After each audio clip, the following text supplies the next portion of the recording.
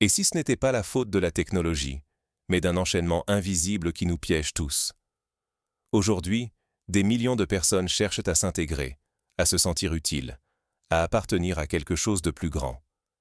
Pourtant, plus on avance, plus l'isolement grandit. Les réponses des institutions? Toujours les mêmes, recyclées, souvent déconnectées de nos réalités. La démocratie, elle, semble en pilotage automatique, comme si elle tournait à vide, incapable de retrouver son souffle. Peu importe nos efforts individuels, le sentiment d'être ensemble s'effrite, remplacé par la routine et la méfiance. Ce qui est en jeu, c'est notre capacité à agir collectivement, à préserver un futur commun, à ne pas basculer dans l'indifférence totale. Mais comment en est-on arrivé là? Voyons comment le cercle vicieux s'est enclenché. La crise actuelle ne date pas d'hier. Mais ses racines sont-elles vraiment comprises? Depuis des années, on assiste à une succession de réponses institutionnelles, les fameux plans Randskab, les comités Orient-Béréchier, et ainsi de suite. À chaque vague, on promet une opération décisive, mais au fond, ce sont toujours les mêmes recettes qui tournent en boucle. Les outils techniques se perfectionnent, les procédures s'empilent.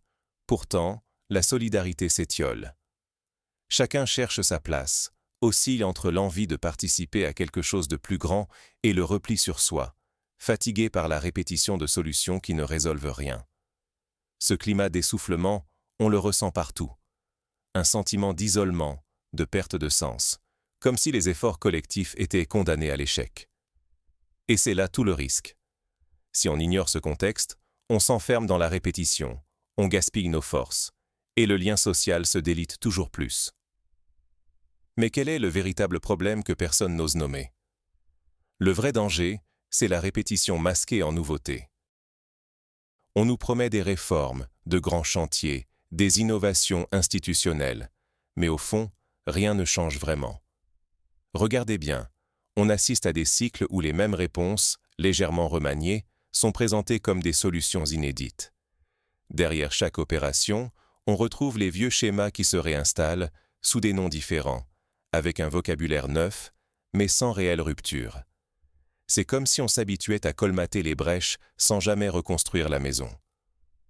Cette routine, bien ancrée, donne l'illusion d'avancer, alors qu'en réalité, elle accélère la fragmentation de notre société.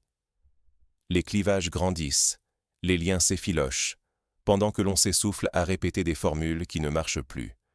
Accepter cette routine, c'est accepter que la société s'use, jusqu'à perdre sa capacité de réagir. Mais alors, que se passe-t-il si on ne change rien? Continuer sur la même voie, c'est s'enfoncer dans l'isolement. Si l'on ne rompt pas avec la routine et la rigidité institutionnelle, la confiance dans les institutions ne peut que s'éroder davantage. On le voit déjà, beaucoup se sentent étrangers à la vie publique, comme spectateurs d'un système qui ne parle plus leur langue, qui ne répond plus à leurs besoins. Les communautés, autrefois soudées, se dispersent, chacun cherchant des repères ailleurs, parfois sans succès. Les repères démocratiques flous ou absents rendent l'action collective presque impossible, et cette fragmentation nourrit un sentiment d'impuissance généralisée. Perdre tout pouvoir d'agir ensemble, ce serait accepter de laisser notre avenir se dissoudre dans l'indifférence. On gaspille du temps et des opportunités précieuses, et on risque, à terme, l'effondrement du lien social. Mais alors, existe-t-il un moyen de redonner du sens et de la force à la société? Le renouveau ne viendra pas d'en haut. Si on attend que les grandes institutions réparent le tissu social, on risque de rester sur le quai, à regarder le train passer. Ce qui fonctionne vraiment aujourd'hui, ce sont ces micro-communautés, ces collectifs citoyens qui, loin des routines institutionnelles, inventent d'autres façons de vivre et d'agir ensemble. Regardez autour de vous. Des groupes se retrouvent pour discuter, partager, recréer du lien, parfois avec peu de moyens, mais beaucoup d'imagination. Sortir de la routine, c'est aussi avoir le courage d'expérimenter, même à petite échelle. Ce sont ces initiatives, souvent locales, qui redonnent du pouvoir à l'action collective et réenchantent la démocratie. Mais attention, si on ne s'implique pas, l'isolement et le désengagement risquent de s'installer durablement. La clé, c'est de ne plus attendre une solution miracle d'en haut, mais de s'autoriser à innover ensemble. Il ne tient qu'à nous de choisir le prochain pas. À quelle communauté allez-vous vraiment contribuer dès aujourd'hui? On l'a vu. Attendre que les grandes institutions réinventent d'elles-mêmes la démocratie ou la solidarité, c'est se condamner à l'impuissance. L'histoire nous montre que la désintégration du lien social s'accélère quand les réponses restent prisonnières de la routine, de logiques de chiffres abstraits ou de stratégies loin du quotidien.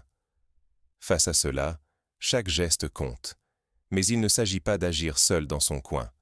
Il s'agit de tisser, à nouveau, du collectif là où il est menacé. Peut-être que ça commence au niveau de votre immeuble, d'une association ou d'un collectif local qui peine à survivre.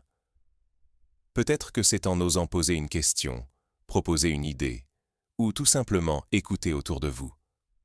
Ce sont ces liens faibles, souvent invisibles, qui font tenir notre société debout quand tout vacille. Ne rien tenter, c'est accepter le déclin silencieux, l'isolement, la défiance, le sentiment que plus rien n'a de sens en dehors de soi. Mais en rejoignant, en créant, en soutenant activement des communautés réelles, on reprend du pouvoir. On redonne du poids à notre parole, on restaure la confiance, on construit les bases d'un futur commun. La fragmentation n'est pas une fatalité, mais elle exige une réinvention par le bas, dès maintenant, et surtout, par chacun de nous.